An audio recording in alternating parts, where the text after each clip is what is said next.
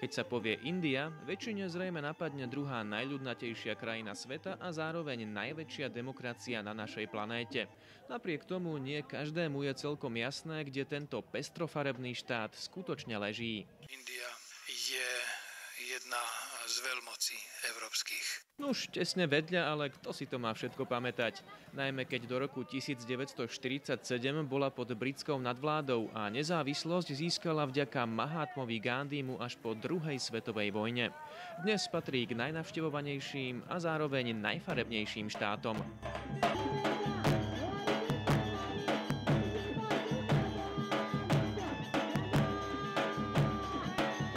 India je pre Európanov jedna z najexotickejších krajín na svete, ktorú si buď zamilujete, alebo ju začnete nenávidieť. V každom prípade je dôležité ju v prvom rade skúsiť pochopiť. Nikde inde totiž neuvidíte toľko kontrastov na jednom mieste ako práve tu. Napriek rýchlemu rozvoju v ostatných rokoch sú tu obrovské rozdiely medzi bohatstvom a chudobou, no zároveň je to kolíska starovekých civilizácií a centrum 4 najrozšírenejších náboženstiev – hinduizmu, buddhizmu, džinizmu a sikizmu. Okrem toho v rozprávkovom meste Agra ukrýva jeden z novodobých divov sveta – chrám lásky Taj Mahal.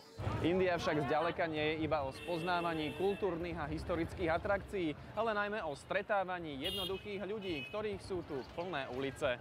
Prečo sa chlapi na ulici držia za ruky? Ako je možné, že takmer polovica národa nikdy nevidela splachovací záchod?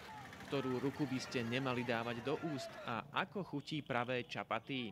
To je len zlomok toho, čo sa dozviete, ak sa s nami rozhodnete navštíviť Indiu. Spoznajte jej ľudí, kultúru, prírodu, ajurvédu a doprajte si duchovnú očistu pri joge a meditácii. Táto krajina jednoducho dokáže každému turistovi zaručiť zážitky, na ktoré do konca života nezabudne. Jednoducho Incredible India. Namaste.